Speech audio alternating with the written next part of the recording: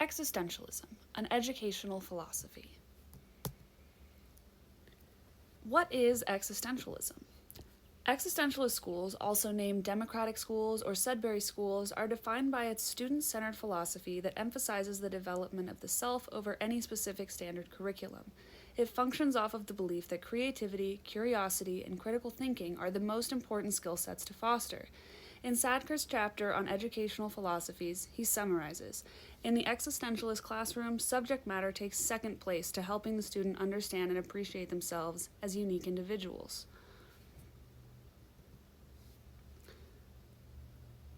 In traditional education, there's an observational trend that shows that the longer a child is in school, the less effective they become at critical thinking and creative problem solving.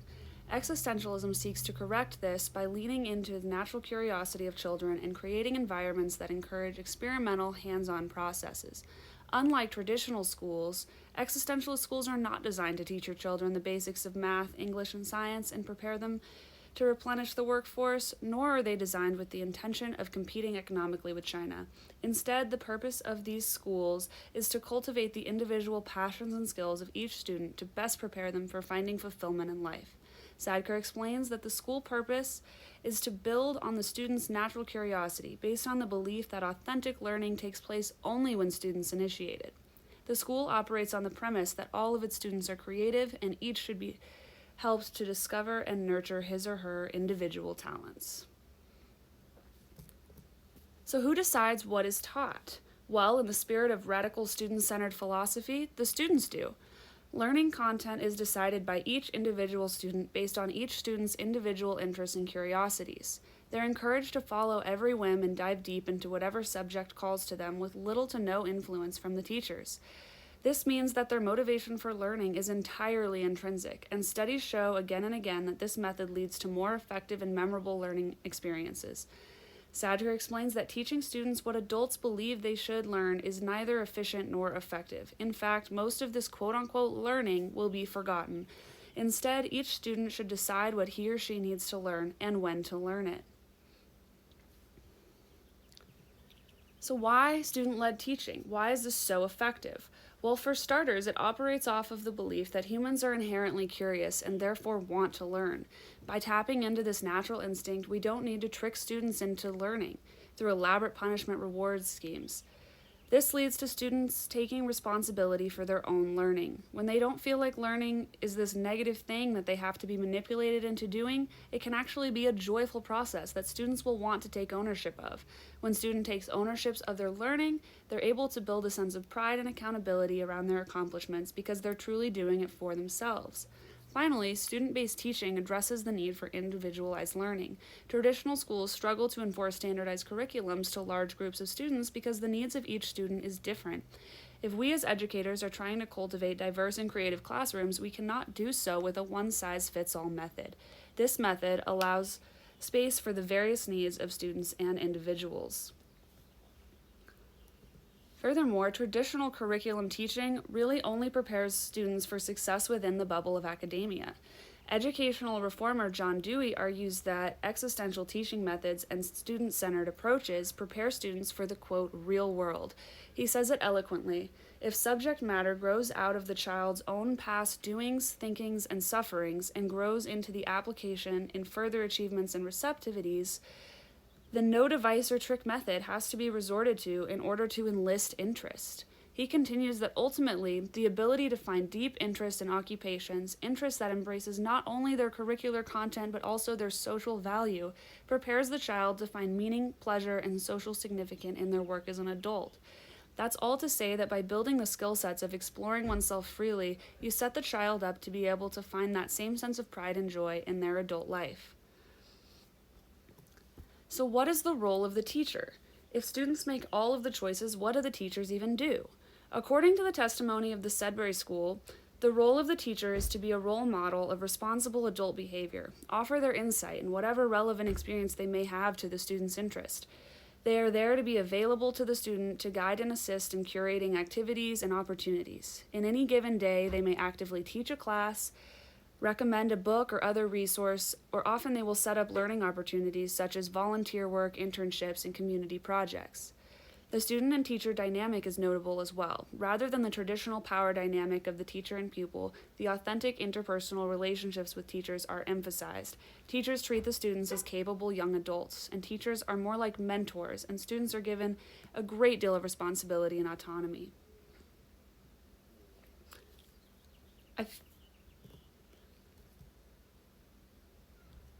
So how does the theory actually play out in action? I feel it's important to note that this philosophy is not terribly new. I want to highlight a study done in 1930 where the Progressive Education Association devised an experiment in which 30 high schools would be given the opportunity to attempt fundamental reconstruction. The study included an agreement between participating schools and colleges so that students wouldn't be penalized, and the article says, in lieu of letter grades and standardized test scores, students from participating schools presented themselves for admission according to alternative criteria and means of assessment. Each of the 30 participating schools began the endeavor with a few common goals, which included the adaptation of work to meet individual needs, greater mastery of skills, more creative opportunity, greater continuity in learning, unity of school experiences, in addition to these, a student-centered approach. Throughout this study, students were given the responsibility alongside of the teacher to determine academic goals, subject matter, and assessment methods, as well as having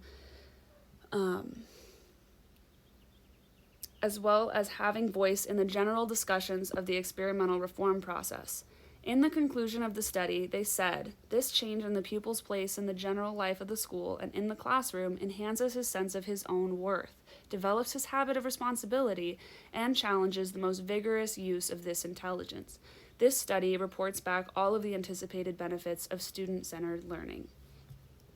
But still, you may ask, if students get to decide what to do every day, will they have any motivation to actually learn? What if they don't want to learn to do math or to read? Well, existentialists say that this question is akin to asking, what if my kid doesn't want to learn to talk? They will learn it because it's an innate human desire to want to expand their ability to communicate and participate in the world. The Sadbury School explains, in our society, reading is an important communication tool. People are inherently motivated to expand their ability to communicate, and this inherent motivation will result in children learning to read. We as a society have got to stop underestimating the power of curiosity in a child. We've turned learning into a grueling systematic process, completely forgetting that it is in fact a base instinct, an inherent part of being human. In these schools, students will learn the basics as a byproduct of following their other interests. For example, if a student wants to learn all about dinosaurs, they're going to have to be able to read in the process, and that intrinsic motivation will lead them to do so. In addition to underestimating the value of social learning, of experiential learning, we also underestimate the value of social learning. Due to the lack of structure, many children will spend their days socializing, but this is not the waste of time that we're led to believe. According to Vygotsky's theory of sociocultural development, the information exchanged and skill sets developed in these scenarios are absolutely vital to the development of well-adjusted individuals. The Sudbury School gives an excellent example. One of the clearest examples is in the case of a young girl who, in the judgment of the Sudbury School staff, had a tremendous writing talent. For years after the girl started at the Sudbury School, the staff thought that they should encourage the girl to focus on her writing skills. Instead, the girl spent the time socializing with her peers. After a few years of writing little or nothing, the girl returned to writing, and her writing ability had taken a significant leap forward in depth and the understanding of human emotion. It became clear to the staff that her years socializing were not quote-unquote wasted. They had been spent consciously or unconsciously learning about people. When the staff reflected on this, they realized that the girl had spent her time exactly the way she needed to spend it. If they had forced or even subtly encouraged her to spend her time writing, she would have probably improved the mechanics of her writing skill, but would have lost the depth and the feeling that her writing developed by being able to socialize with and understand other people.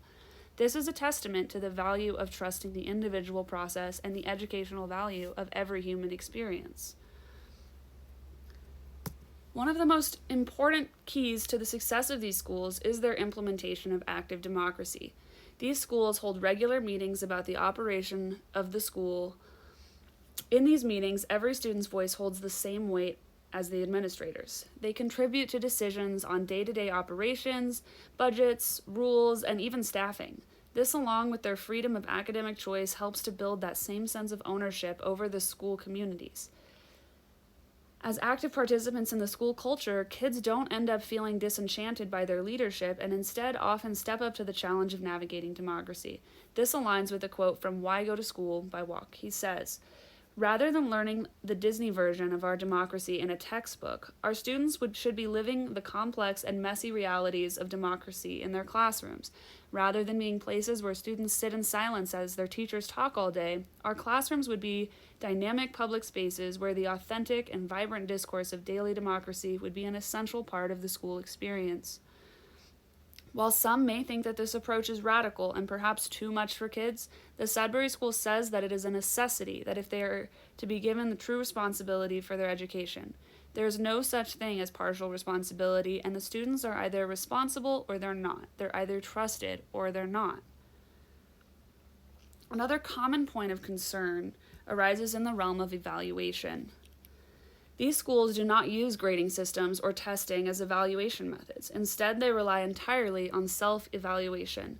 These schools' choice to avoid traditional alphanumerical grading systems is defended by years of study, easily summed up by Alfie Kohn's The Case Against Grades. In his article, he explains that overemphasizing grades tends to diminish the students' interest in whatever they're learning. They create a preference for the easiest task, as students will likely just do what they know they can succeed at, refusing any risk-taking as it could jeopardize their GPA.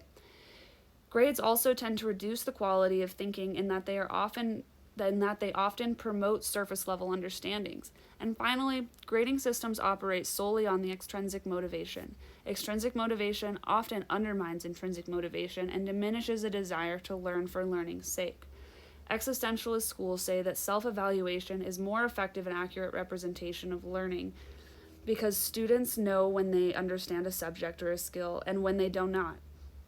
Experience has shown that when a student self-evaluates, they have a much higher standard than when someone else is evaluating them. They tend to measure themselves against perfection, not against good enough. This, of course, only really works when the school culture values the learning process, failure and all, over the grade. When the pressures to perform for the sake of performance is taken away, students have no reason to evaluate themselves dishonestly. You may be asking, how then are they able to get into colleges? The Sudbury School explains that unlike compulsory educational schools, graduates of Sudbury School do not get into a college based off of their transcript and their extracurricular activities. Sudbury School graduates get into college because they tend to be very focused on their career choice, and this results in a college application that stands out from the crowd. On that note, students of these schools do really well in the quote-unquote real world. Based on the results of a study done by the Sudbury Valley School on their former students, 87% of graduates go on to some form of secondary education. 42% of them are either self-employed or involved in entrepreneurial situations, and 100% of Sudbury students learn to read. So for the immersive activity that I wanted to present to you guys, I'd love for you to think of a subject that you would pursue if given all of the tools and freedom to do so. Then, with that subject, brainstorm some sort of project that could be done as a medium to explore it through. Then, create a list or sort of thought web or any sort of structure that feels right for all of the different skill sets that would be learned vicariously through that. So, for example, if I wanted to study dinosaurs, I could think that I wanted to create a dinosaur encyclopedia. As a result of the process of creating a dinosaur encyclopedia, I would have practice in research skills, media literacy, organization of thoughts and information, reading and writing, potentially publishing and editing, collaboration, and public presentation. This is just sort of to show how you don't need to sit students down and break things into the basics for them to be able to understand it, and that a lot of these things can be learned sort of intuitively through processes that they're already internally motivated to do so. And here is my works cited page. Thank you very much.